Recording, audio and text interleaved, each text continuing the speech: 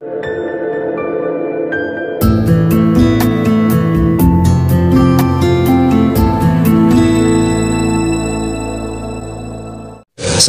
warahmatullahi wabarakatuh. Saya Randy dari Nganjuk. Saya ingin bertanya tentang permasalahan adat yang sudah berlangsung sejak dulu, yang bahkan adat ini bisa merenggangkan hubungan anak dengan orang tua. Contohnya ada tentang pernikahan, Cak. Kan di tanah Jawa ini kan kental sekali dengan adat istiadat. Contohnya ada adat yang katanya anak pertama dengan anak ketiga itu nggak boleh nikah. Terus ada adat kayak numbuk satuan atau apalah, saya kurang paham, dan itu kurang bisa dicerna oleh ya anak zaman now gitu kan. Terus sama orang tua kadang bisa membuat sebuah perselisihan atau pertentangan. Nah, bagaimana cara menyikapinya jika anak tersebut kadang meminta sebuah bukti, orang tua itu pun cuma mengatakan sudah ada contohnya, ini sama ini kejadian, ini sama itu kejadian. Tapi juga dari beberapa teman saya juga yang melakukan pernikahan dari adat terlarang itu juga alhamdulillah dari sekarang baik-baik saja. Nah, cara menyikapinya daripada orang tua tersebut memberi penjelasan atau gimana? Terima kasih, Kak. Oke. Adat yang belum tentu konstruktif tapi bisa destruktif untuk regenerasi. Oke, berikutnya. Assalamualaikum warahmatullahi wabarakatuh. Nama saya Ahmad Rafi Zarkasi dari Desa Lade, Kecamatan Ngoro, Kabupaten Mojokerto. Kamu dan jamun, nek pertanyaanku lo nyeleneh. Ya nopo carane ndadekno alif? Ya nopo carane ndadekno alif? Ya nek alif gak dedek rek, nek gak dedek jenenge ro ya ta. Ya iki seneng ya aku pertanyaan kebatinan iki. Wis gak apa-apa, jawaban iso ana 1000 kok dijupuk loro ta telu ngene ya. Oke. Matur nuwun, Dik. Ya. Assalamualaikum warahmatullahi wabarakatuh. Nami kula Faton saking Ponorogo, Cak. Sebelumnya saya terima kasih untuk teman-teman dari Kiai Kanjeng dengan permainan pertanyaan yang tadi disajikan. Terus terang saya sangat tergelitik dan ini tadi memaksa untuk maju karena saya termasuk salah satu orang yang hampir lupa atau bahkan sudah lupa, karena tidak bisa kita pungkiri dengan perkembangan teknologi ini kan sangat mengganggu, dan tapi tidak bisa kita beri, kita juga masih membutuhkan. Kebetulan ini saya juga mewakili pertanyaan dari teman-teman saya yang di belakang sana sebagai orang tua. Perkembangan teknologi saat ini kan tidak bisa kita hindarkan dari dunia anak-anak kita. Nggih sewu, anak saya dan ponakan-ponakan saya di lingkungan saya itu bahkan karena dengan perkembangan teknologi saat ini ketika mau tidur saja tidak bisa tidur kalau tidak pegang HP, Android, YouTube dan sebagainya. Belum kalau pas rewel kita ajak main-main dan lain-lainnya sudah tidak digubris, bahkan baru diam kalau kita pegangi Android. Belum yang ya seperti itulah pokoknya. Jadi dalam perkembangannya seperti itu. Sebagai orang tua, maksud saya bagaimana kita harus menyikapi semuanya ini, karena terus terang tidak bisa kita hindarkan juga. Belum yang setiap hari harus dicekoi dengan fasilitas-fasilitas pendidikan yang saat ini terus berkembang yang berbasis tentunya dengan teknologi. Bahkan seperti surat tugas-tugas sekolah pun harus pakai email dan lain-lain. Itu seperti itu, Cak. Jadi mohon dengan perkembangan teknologi yang harus kita ikuti, program dan sebagainya itu bagaimana? Terima kasih. Ya, itu problem semua orang tua sekarang termasuk saya ya. Oke, sekarang gini, semua jawabannya sebenarnya membutuhkan satu jawaban kunci dulu. Semua masalah yang diomongkan tadi. Nek kuncinya ini salah, kon jawab kabehna ya salah. Kuncinya ini sih cara berpikir kita. Jadi dunia ini ada ukuran papat. Siji ukuranmu dewe, berdasarkan kepentinganmu karo kepinginmu dewe. Nek coro Jawa bendere dhewe. Terus mari ono bendere wong akeh, ono bener sing sejati, sing temenan, sing bener sing asli. Iki nek filsafat Jawa nih. Nah saiki ngene, papat iki siji bendermu dhewe, nomor loro bendere adat. Adat itu bisa ono variasine, nek ono adat di keluargamu beda karo tanggamu ya toh. Adat Jawa beda karo Sunda, ono adat macam-macam, ini variabelnya banyak, tapi ini yang kedua. Jadi bendere dhewe-dhewe, nomor loro bendere adat istiadatnya masyarakat yang juga bervariasi. Nomor telu bendere negara, ukuran dari negara. Apa yang sah bagi agama belum tentu sah bagi negara, ini toh.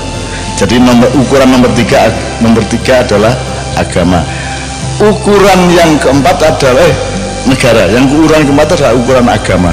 Dalam hal ini ukuran Islam, dan kita akui, kita harus mengakui bahwa ukuran Islam adalah ukuran Allah sendiri. Saiki aku takon, katekon jawab soal gadget, takon jawab soal rabi gak oleh anak nomor telu oleh nomor siji ya toh. Rebo paing ojo rabi karo Sabtu Kliwon sak piturute adat istiadat. Katen jawab apa ae, sabar sak piturute. Aku takon sik, sing kok gawe ukuran sing primer sing nomor siji ku apa?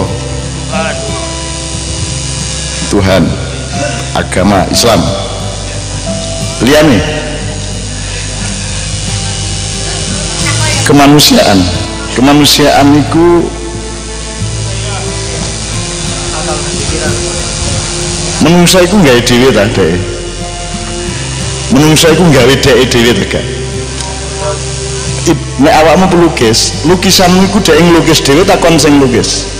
Manusia yang nah, lukisan iki melok pelukisnya ta pelukisnya melok lukisannya melok lukisannya melok pelukisnya ta pelukisnya melok lukisan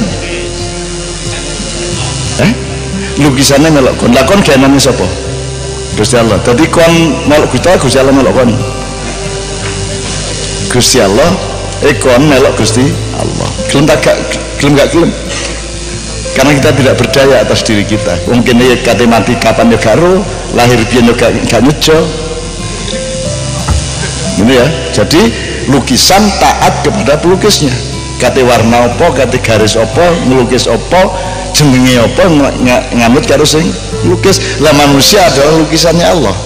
Kita harus manut kepada pelukis, maha pelukisnya. Lah ngono sih. Jadi sekali lagi saya tegaskan, ukuran utamanya karepmu ta adat ta negara ta Allah. Yang Anda sepakati apa? Nomor siji. Nah, ada kemungkinan sing ukuran Allah iki bertentangan atau berbeda karo negara, bertentangan dengan adat, bertentangan karo karepmu dhewe.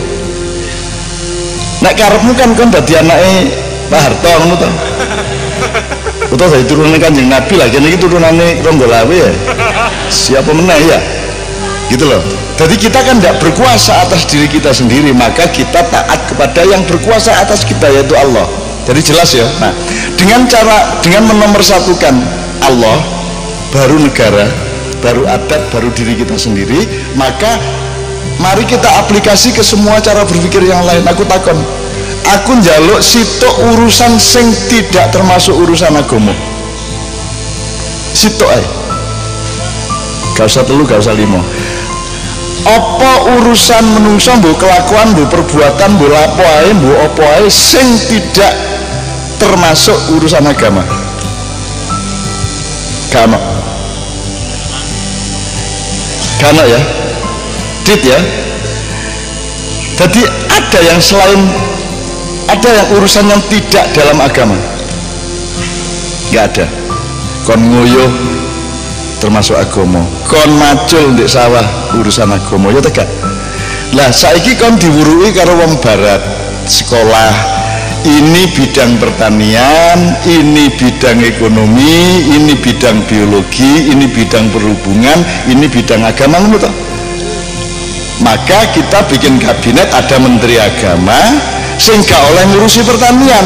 Wong agama iku dhewe, pertanian di luar agama. Jadi aku takon, nek ancane awakmu mau sepakat bahwa lukisan nganut cara pelukisnya, bahwa tidak ada urusan yang tidak di bawah aturan Allah, dari semut Bahkan Allah mengatakan innallaha la yastahi ayyadriba matalan ma ba'udatan wa ma fawqaha. Ya. Kalau kita pakai berpikir tadi, aku takon Indonesia ini bener tak gak mikirnya? Ono Departemen Agama, menterinya Pak Lukman. Ono Departemen Pertanian, menterinya siapa? Ono Kementerian SDM, menterinya siapa? Berarti yang di luar Kementerian Agama bukan urusan agama, ngono. Jadi kesalahan kita kalau pakai cara berpikir yang tadi, gak ono agama kok departemen. Agama itu mengurusi semuanya. Jadi harap tahu bahwa Indonesia ini salah. Tapi gak usah berontak babang, anjir cilik. Menjarek wingi sore cek lahir 45. Kene iki wis lahir ket biyen-biyen. Tuwek endi Mojokerto karo Indonesia? Jadi sing mbahne sapa? Lah kok ana mbah nganut putune? Ya iki nak tak terusno kebonyo sugudel iki. Gitu mboten. Tapi kita arif bijaksana kepada negara, gak apa-apa anggar karepe apik wis gak apa-apa cara berpikir salah, anggar karepe apik. Ya. Yang kita lawan kalau karepe gak apik dan perilakunya juga merugikan, itu kan gitu. Tapi nek cara berpikir wis babal lah. Wis babas sementara guru bisa dirubah, engko timbangane kena perpu kon. Gitu ya. Jadi bener nggak ada Departemen Agama, Departemen Pertanian, ESDM, BUMN, bener tak gak itu cara mikirnya? Ah, saya ini sing luwih cilik meneh. Dengan begini semua terjawab mas, terjawab. Pelajaran di sekolah, sing pelajaran agama apa? Fikih, tarikh, akhlak, akidah. Sing non agama, matematika, IPA. Nah, iki bener tak gak iki? Salah. Anggitmu matematika duduk agama, duduk termasuk agama. Matematika adalah pelajaran dasar mengenai kejujuran. Jadi itu landasan akhlak itu matematika. Nek papat ting papat 16, masih rendeng tetep masih ketiga. Kon pas duwe papat ting papat, pas kon duwe utang akeh papat ting papat, kon di kantor polisi pira papat ting papat, kon di masjid siang malam kapan saja 4 kali 4 adalah nek kon nuruti matematika akhlakmu apik. Nek saiki laga begitu munggah nang budaya dan politik papat ping papat piro sik wani piro kon gitu mboten. Jadi matematika pelajaran agama bukan? Semua adalah pelajaran agama. Makanya kita diajak berpikir sekuler itu salah. Tapi aja ada muring-muring sik, gak apa-apa kono salah. Sing penting aku nang jerone awakku tak benerno meneh. Bahwa sing nomor 1 iku pendidikan nang anak itu nomor 1 akidah. Akidah jelas, tauhidnya jelas, kecilik wis kudu kok akrabno karo Gusti Allah. Nek dhek dasare kuncine iku akidah bener, tauhidnya bener dan dekat dengan Allah. Ngalami apa ae libatkan Allah di dalamnya ngono Dik. Ya, mari ngono akhlak nomor 2. Kudu bener, mau 5 gak oleh. Kecilik kudu kok ana pokoke mau 5 kon sampe nglakoni tak tonyo raimu. Nek ngono nek penting ngono iku. Anakku tak kena ngono. Sampai dia ceramah di kelas loro SD dia ceramah di ngarepe kanca-kanca mau 5 itu ndak boleh teman-teman niku deh. Jadi nek akidah akhlaknya beres baru ilmu. Ilmu itu caranya memanage, caranya mengelola, caranya memahami sesuatu itu ilmu. Tapi nomor 1 adalah akidah dan nek akidah dan akhlaknya beres, mari masih ketemu internet, ketemu gadget, ketemu adat, wes ngerti ukurannya apa. Adat itu sekunder gitu loh. Aku rebo lagi ketika aku rabi karo Mbak Fia, aku gak ro wetone dhek. Dan aku tidak meremehkan weton lho rek. Weton itu juga hasil ijtihad. Cuman sak kuat-kuate weton kalah karo iman. Ya tak gak? Kalah karo kepercayaanmu kepada Allah. Jane gak jodoh tapi kita tawakal sama Allah iso jodoh. Ngono rek. Ngono aja wedi kan. Cuman wong tua iku kon pahamo, wong tua iku berdasarkan pengalamannya dia gak wani ngeculno nang anake. Biasa lah mulane alon-alon olehmu rundingan karo wong tuamu lho Mbak Via biyen ngerabi karo aku gak ono sing setuju bapakne mbokne pamane kabeh gak setuju ya apa ono artis ayune koyo ngene dirabi seniman gak jelas nyambut gawe gak rambutnya gondrong dipakani apa anakku gak ono sing setuju terus aku dialog ya gak wajan mesti gak setuju aku meneng ae tak rabi ngono ae pokoke tak rabi ndek Tamping Mojo Jombang Lor idek Sentul niku idek poso aku rabi ndek kono terus mari ngono aku terus duwe pikiran pokoknya bapake kepethuk aku sak menit langsung cinta karo aku ngono aku sekadung ngono ngomongnya terus Gusti Allah gak ngabulno gak tega terus sak non terus kadung nekat kok ngono niate api wis tak kabulno ngono dan itu sederhana tidak karena ajaib pokoknya bapaknya aku ketemu pada suatu hari ketika anaknya Mbak Via meninggal dalam kandungan bapaknya teko tak ambung tangane lumur tua kok tak ambung tangane langsung aku dipeluk ternyata cinta karo aku terus aku dilebokno omahe dibukakno lemari milih klambi sing ndi sing kon seneng jas sembarang tak jupoki dasi jas kowe tak kabeh cinta karo aku ngono lho rek. Jadi semua itu kalah sama imanmu, kalah sama ghirrahmu kepada Allah Subhanahu wa taala. Tenang aja. Tapi anjane kudu diproses dialognya ya. Oke, jadi coba sekarang saiki sing penting Allah yang unggul, Allah yang nomor satu, agama itu melingkupi semua, ya, melingkupi semua. Ya, meskipun enggak usah ngomong gini sama pemerintah. Engko nek kon Pak Bupati, agama lebih penting daripada negara, kon dikaplok kon. Nah itu namanya bijaksana. Tidak semua yang kamu tahu harus kamu omongkan. Bijaksana adalah hanya ngomong yang kira-kira menimbulkan kemaslahatan. Nek kira-kira nggarai gelut ojo ngomong. Ono kancamu rabi karo arek doli umpamane. Terus kon diundang resepsine. Begitu kon teko, karepmu ya apa sih? Kon lak kancaku kecilik, mosok ngelemel bojo arek doli, mosok ngomong ngono kon. Lak gelut mulian. Gak apa-apa tak teko masih kon gak setuju ya tak gak orang tuh ndak harus setuju aku rene ki anggitmu karepku tak aku ya gak aku ki seneng nuruti awakmu aku rene dan aku gak menomorsatukan karepku aku mencari ya Allah iki Allah sing ngongkon wong-wong iki jek aku rene aku tak rene tak anggap iki perintah Allah lah ngono sih nek nuruti seneng lah aku enak aku gak tahu rabi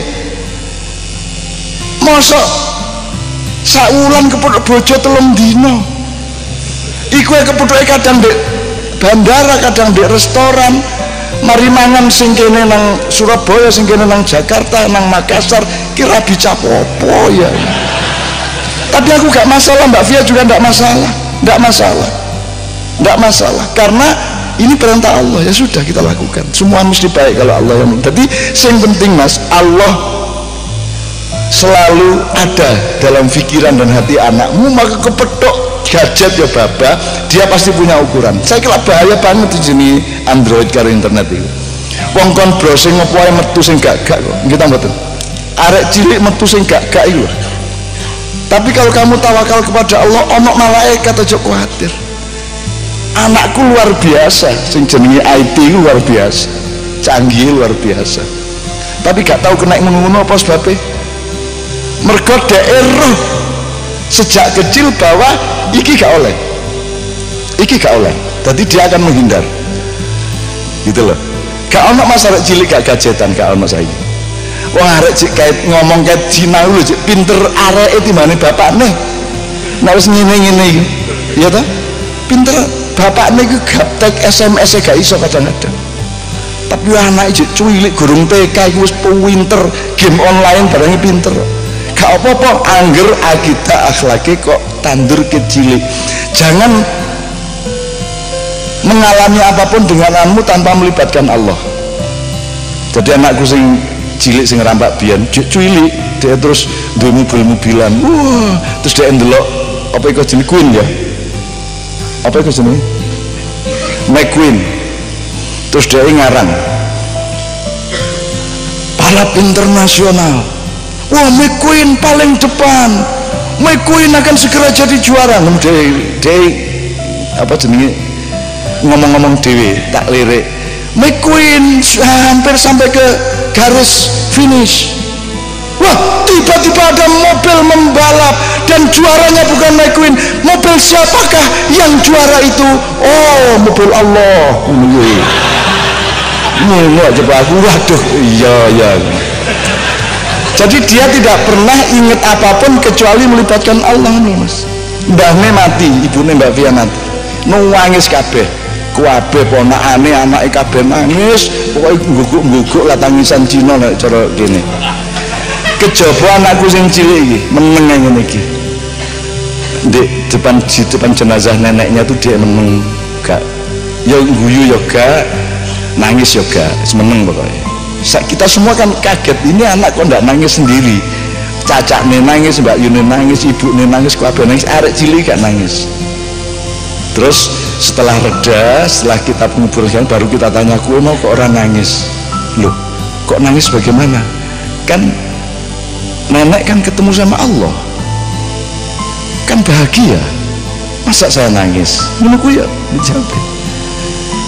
Loh, suatu hari dia bengok-bengok anak dayo ndek omaku, hore ibu mati, hore melawayu ku keling omah. Lah ngelu iki dayo ibune iki apa karepe hore ibu mati. Lampa kok gitu toh ngomongnya. Lho Bu, ndak seneng apa ketemu Allah? Mati kan ketemu Allah. Kan itu yang paling kita harapkan niku. Ya apa katanya? Ya mergo cek cilik niku nek kon wis gede terus ngomong ngono kan ya dikit kablok ibumu kan ya. Jelas ya Mas ya? Oke, jadi sekarang coba kita terjemahkan ke setiap pertanyaan Mas Islami. Yang pertama. Ya, pertanyaan pertama, urusan Tuhan itu satu tapi di mana-mana tadi. Ya, sudah saya jawab tadi ya. Kira-kira ngene Dek ya. Ora apa teruske tapi tetap berdoa kepada Allah, ya Allah ihdinas siratal mustaqim terus ya Dek ya. Supaya kita tidak salah, supaya kita tidak melenceng-melenceng.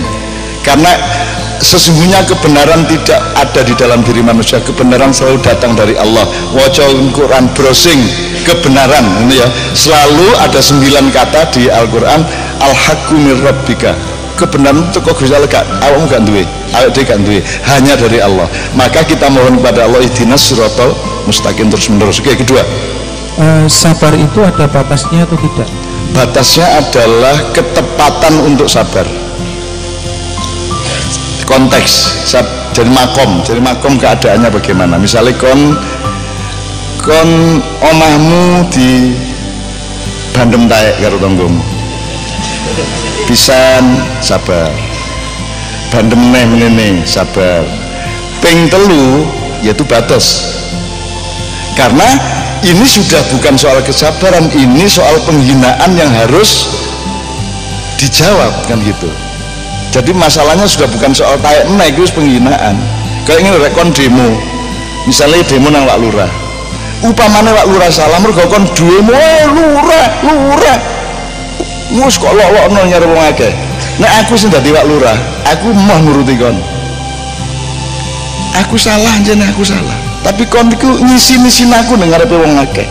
Urusane duduk aku salah meneh. Urusane iki harga diriku mergo kok isin-isin ngarepe wong akeh. Mulane kate demo hati-hati kon. Salah kaya apa sing kok demo nek kok isin-isin ngarepe wong akeh, dhek menjadi pindah masalah, bukan soal salah benernya tapi soal lingsem nek cara Jawane. Pak Harto dulu saya ngurusi Gedung Ombo dulu, urusannya sudah bukan soal penggusuran Gedung Ombo itu tahun 89. Tapi urusannya adalah Pak Harto lingsem. Jane dek ro ya nek dek salah, tapi mergo disinisin terus karo LSM karo aktivis, akhirnya Pak Harto mau mundur. Gitu loh. Jadi ingat ada psikologi yang namanya lingsem. Bener salah kayak apa nek kon ngisi-ngisin aku urusannya wis dadi bener salah, urusannya harga diriku ngono lho. Nah, batas kesabaran adalah konteks masalahnya dan makom harga diri manusia.